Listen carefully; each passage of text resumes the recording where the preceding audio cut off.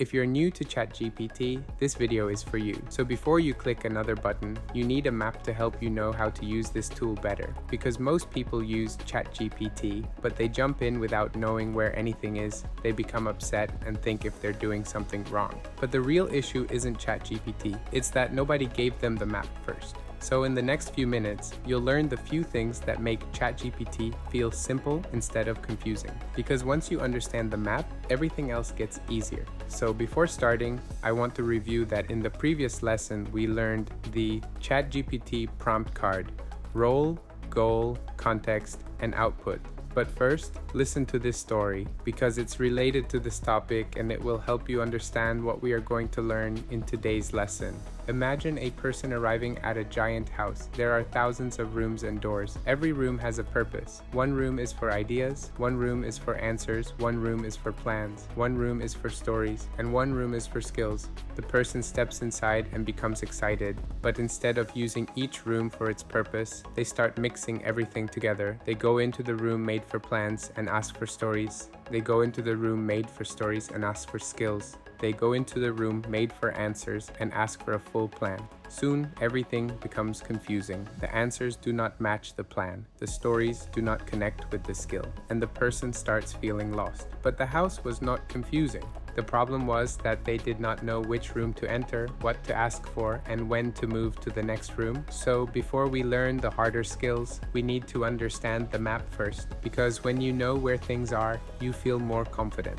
And when you feel confident, you can move faster without getting lost. But for now, you do not need to understand everything. You only need to understand two main places. The good news is that ChatGPT has many tools. But when you are a beginner, you do not need to understand everything at once. You only need to understand two main places. The first place is the message box. This is where the conversation begins. And you type your question, your idea, your problem, or your instruction. This is the starting point. You write something, ChatGPT responds, and the conversation begins. Simple. The second place is chat history. This is where your previous conversations live. Think of it like a bookshelf. Every conversation becomes a book. Some books are useful, some books are not. But when you know where the bookshelf is, you do not feel lost. That is it. One message box, one chat history, two places. And once you understand those two places, ChatGPT already feels much easier. But knowing the map is not enough. You also need to avoid the mistake that creates the most confusion for new users.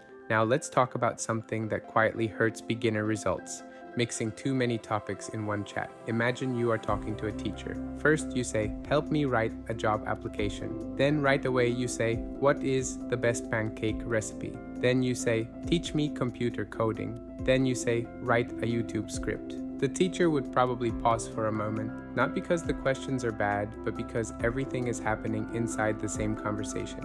ChatGPT can also become confusing when you do that. So here is the simple rule: one chat, one topic. That is it. A job search chat, a YouTube script chat, a learning chat, a business idea chat, separate rooms, separate conversations. When every room has one purpose, the results become cleaner. You get less confusion, better answers, and more clarity. Sometimes the best rule is simple, because simple rules are easier to follow. Now let's make sure you can find what you create later. After a conversation becomes useful, give it a clear name, because if you ignore it, you may regret it later. Imagine opening a bookshelf filled with books called Untitled, Untitled, and somehow another Untitled. That is not helpful. You would not know which book has the plan, which book has the script, and which book has the answer you wanted to save. So rename your chats with simple names you will understand later. For example, resume, V1, YouTube, hooks, CapCut, captions fix, or business idea. First plan, nothing fancy, just clear. You are not only collecting conversations, you are building a library. And a library becomes useful when things are easy to find. But there is another problem beginners do not notice. Sometimes they get something valuable, but they lose it. Here is a quiet truth. ChatGPT will sometimes give you something very helpful, a clear explanation, a useful plan, a strong template, or a good script. And many people do something interesting. They look at it, like it, close the app, and never find it again. That is like finding treasure and leaving it on the beach. So when ChatGPT gives you something useful, save it, copy it into notes, put it in a document. Save it inside your project folder. or ask ChatGPT, turn this into a template I can use again. That one habit can save you many hours later, because memory is good, but saving important work is better. And now we are about to cover one small tool inside ChatGPT that can improve your results a lot. That tool is editing your last message. Most beginners think that if they make a mistake, they have to start over. But no, you do not always need to start over. If your prompt was unclear, edit it. Add the missing detail, remove the confusing part, make the instructions stronger, then try again. This small habit teaches you something very important. Good prompting is not about being perfect the first time. Good prompting is about improving what you already wrote. The best users do not always write perfect prompts. They improve imperfect prompts. And once you understand that, the next skill becomes even more powerful. Many beginners treat ChatGPT like a snack machine. They ask one question, they get one answer, then they walk away. But the real value often comes after the first answer. That is where follow-ups matter. A follow-up is when you continue the conversation and guide ChatGPT closer to what you really want. You can say things like, make it simpler, give me an example, put it in a table, ask me 3 questions first, show me a beginner version, make it shorter, or make it more professional. Each follow-up improves the result. It is like cleaning a piece of glass. At first, you can see a little, but the more you clean it, the clearer it becomes. The first answer is often not the finish line.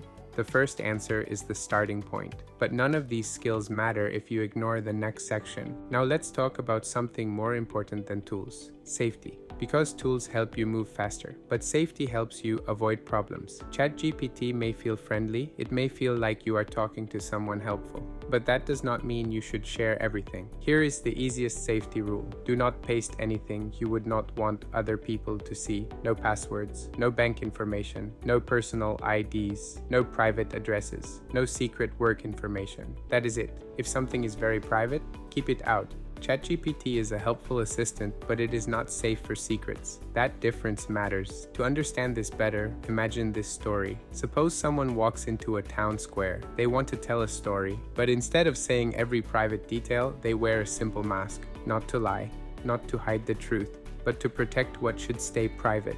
People can still understand the story. The lesson still makes sense. The important details are still clear, but the private parts stay protected. That is how you should handle very private topics. Change names, remove account numbers, remove IDs, remove private addresses. Describe the situation without showing personal information. You do not need every detail to explain the truth. Sometimes less information gives you more safety and still gives you enough clarity. And speaking of safety, what if you already made a mistake? Sooner or later, many people make one mistake. Maybe you shared more information than you wanted to. Maybe you pasted something private by accident. If that happens, do not panic. Delete the message if possible, delete the chat if needed. Start a new conversation with less personal information. Simple, calm, practical. The internet already creates enough panic. We do not need to add more. Now let's make ChatGPT feel less random and more like your own teacher. What if ChatGPT explained things in the exact way you like to learn? That is where a guide card can help. A guide card is a small instruction you give ChatGPT before it teaches you. You can paste something like this. Teaching preference card. Explain in simple language. Do not skip steps. Use short sections. Give me one practice task. Ask me one question at the end.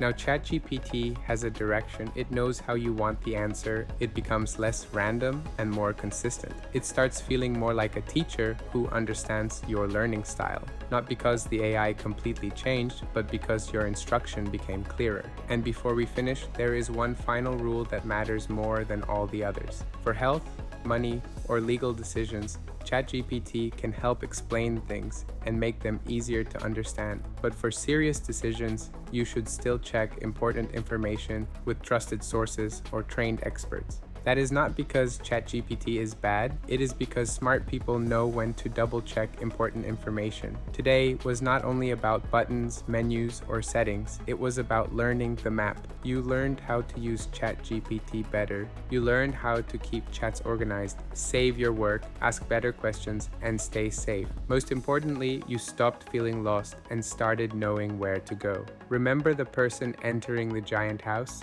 At the beginning, every hallway felt confusing. Every door felt random. Every room felt overwhelming. But nothing inside the house changed. The person changed. They found the map. They learned which room to enter, what to ask for, and when to move to the next room. Once you have a map, exploring becomes easier. It becomes less scary, it becomes more useful, and sometimes it even becomes fun. That is where you are now. You are not lost anymore.